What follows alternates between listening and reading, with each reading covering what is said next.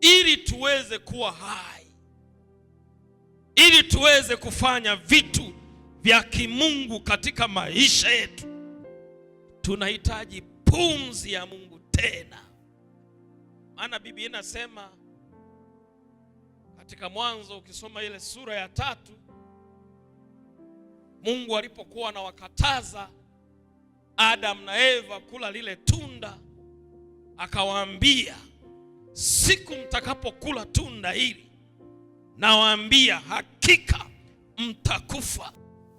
Kwa kama hili neno ni kweli, baada tu ya Adam na Eva walipokula lile tunda walikufa, walipoteza uhai wa kiroho, walipoteza fikra za kimungu katika maisha yao.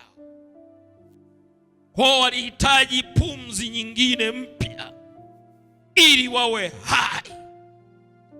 Na tunaona Yesu alipokamilisha kazi yake ya kulipa lile deni, ya kulipa gharama, anawapulizia pumzi yake.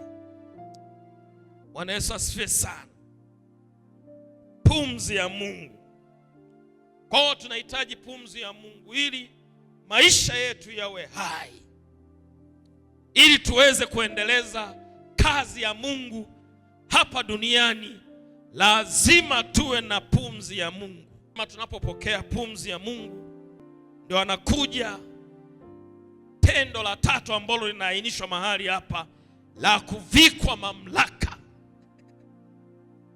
La kuvikwa mamlaka. Unakuwa na command, unakuwa na authority, unakuwa na matamko ambayo ukiyatamka mambo yanafanyika, mambo yanatekelezeka.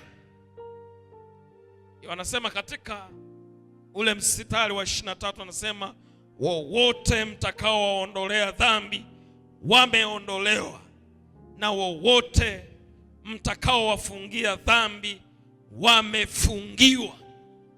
Hiyo ni authority, ni nguvu, ni mamlaka, ni uweza.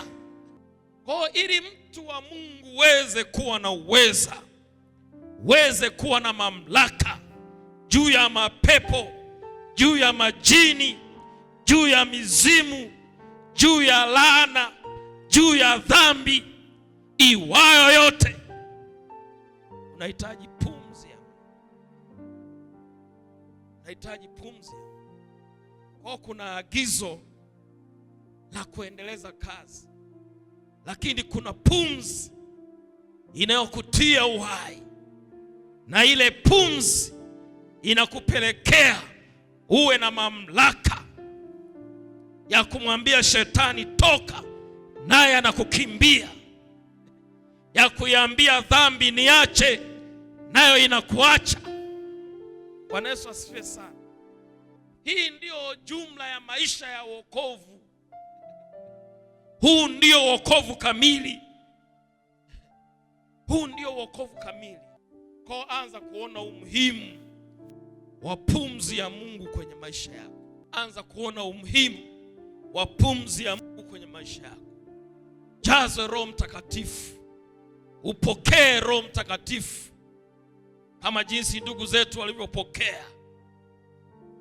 Hata unaposoma historia ya kanisa, unaweza kaona uhai wa kanisa ulianza kutokea baada ya kuwa wamepokea pumzi ya Mungu.